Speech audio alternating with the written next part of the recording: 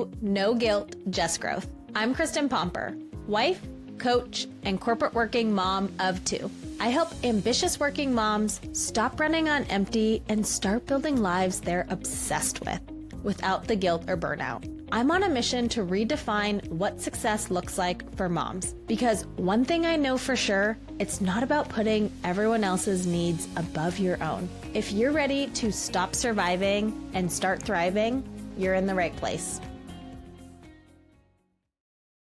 Welcome back to the show. Thanks for tuning in. Today, we're talking about something that I know so many of us have faced. You may be facing it right now. We are talking about burnout. And when I say burnout, I don't just mean being tired after a long day. I mean that heavy, gnawing exhaustion that feels like it's settled into your bones. The kind where you wake up in the morning already drained, like the alarm clock didn't just wake you up. It reminded you of every single thing you have to do today. That kind where your to-do list is on repeat in your head, and even the things that you normally love, they feel like chores. Where every decision, even the small ones, feels impossible, and your patience is razor thin. Where you want to be present for your kids, your marriage, your career, but you feel like you're on this hamster wheel of life. You're giving and giving, but the well is dry. You feel like you're running on fumes, but stopping isn't an option because, let's be real, life just doesn't pause.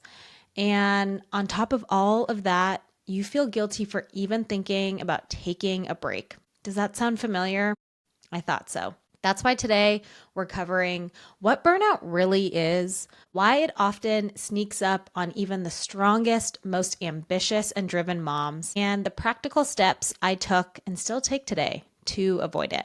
If you're feeling stretched thin, like you're constantly running on empty, or wondering if this is as good as it gets, then this episode is for you. Let's start off by defining burnout. According to the World Health Organization, burnout comes from extended periods of unmanaged stress. It shows up as exhaustion, overextension, and misalignment with the things that really matter in our lives. Burnout isn't just being tired, working too many hours, or taking on too many responsibilities. It's about spending time and energy on things that drain you rather than fuel you. I want to double click on that. I want you to think about something that you genuinely love doing. Maybe it's crafting or baking or being around animals. For me, it's golf. Imagine spending all day, every day, doing whatever activity you just thought of. Can you envision becoming burnt out from doing it? I could play golf every day and never feel burnt out. The joy that I have from playing it is intrinsic. Now, imagine spending all day, every day, doing something you don't enjoy. That's burnout. It's not a matter of hours. It's a matter of alignment, which means the key to beating burnout is aligning your time and energy with what actually fuels you, not just what's demanded of you. Now, I'm not naive to the fact that there are things we do on any given day that we can't avoid, and we don't get enjoyment out of them. Changing diapers, maybe for you it's doing dishes or giving your kids a bath. But the way I see it, there's two ways to handle this. First, you reincorporate tasks that you do enjoy, which make those unenjoyable things a lot more manageable. And then the other way is to find ways to make those unavoidable tasks more enjoyable. Take cleaning, for example. Pop in an audiobook or a podcast. Your kid's bath time, put on music and make it playful. These small shifts can make a big difference. Burnout usually sneaks up slowly. You push a little harder, say yes one more time, skip your workouts, postpone things that bring you joy, work longer hours, stay up scrolling social media, and then suddenly you don't even recognize yourself anymore. And you link it to the fact that you're in this new stage of life called motherhood. But I refuse to accept the fact that it's just part of being a mom. Because guess what? It doesn't have to be that way. Burnout is not inevitable, and it is not the price of being a good mom. And feeling like you're constantly running on empty is not a badge of honor. You can't keep running yourself ragged for the sake of your loved ones just to suffer in silence. Or worse, suffer so dramatically that you're unable to show up for them in the long run. If you're emotionally exhausted, physically drained, and mentally spent, you're not the best version of yourself for your family. So let's talk about what you can do about it.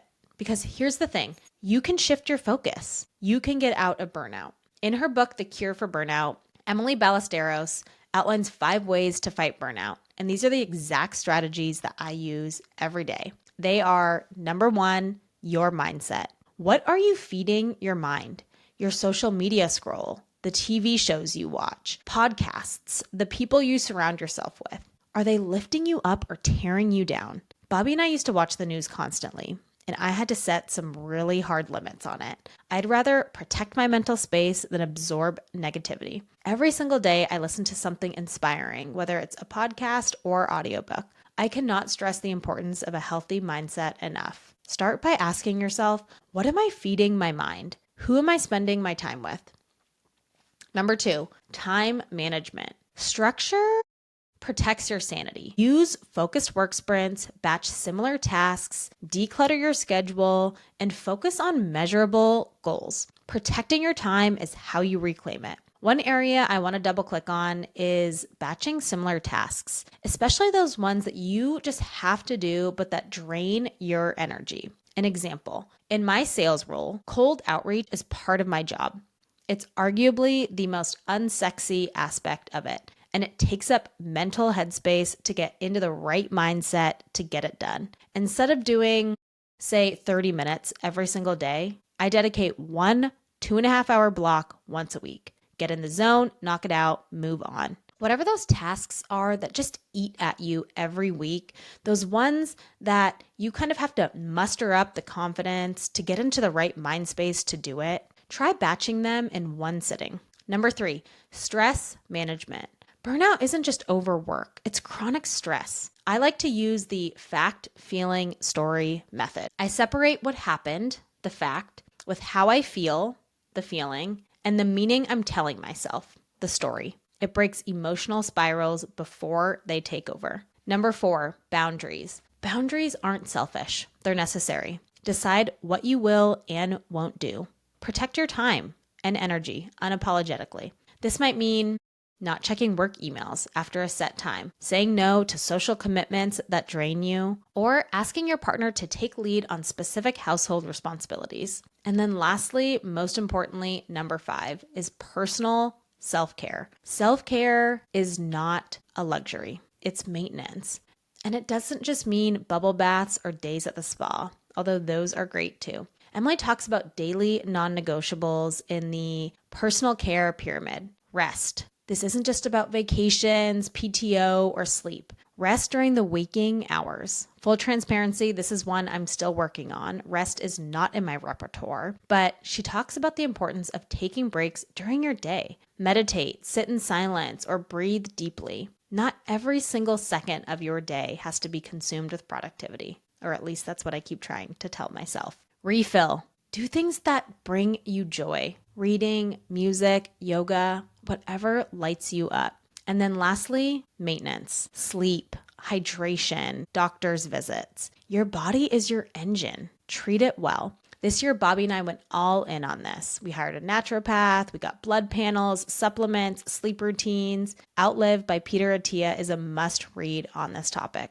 That's it. Those are the 5. Here's the truth that I'm constantly reminding myself of. Your worth isn't measured by how much you can do. It's measured by how much you can enjoy. You can still be ambitious and enjoy where you are right now. You are allowed to unapologetically prioritize yourself. Burnout doesn't have to define your motherhood. You can show up fully for your family without sacrificing your own energy, joy, or mental health. When I shifted my focus, I started with the smallest things. I moved my body, I lifted weights, I read, I filled my mind with positivity and inspiration.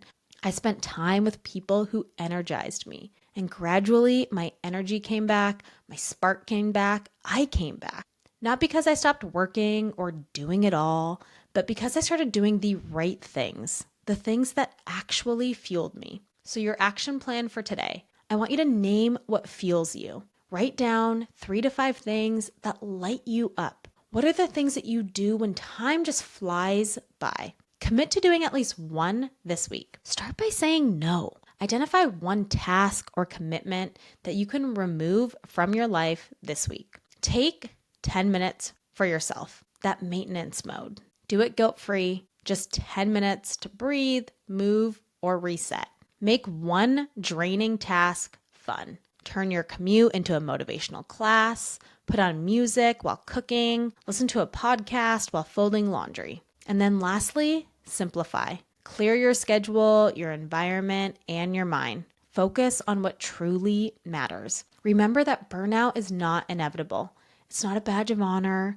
You can live a life that feels good to you. You don't have to sacrifice your energy, your joy, or your presence to prove you're a good mom. Start prioritizing yourself. Refill your cup. You deserve it.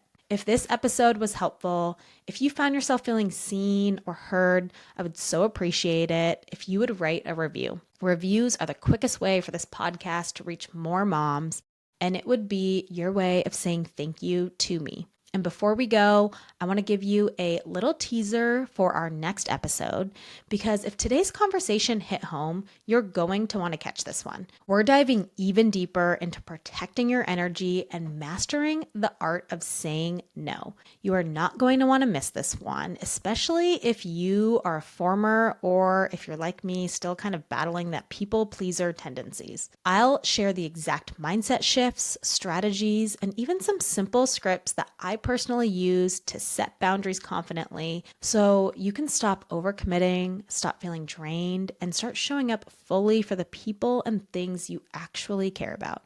Trust me, this is the episode every high-achieving mom needs. It's about showing up fully for what matters without running yourself ragged.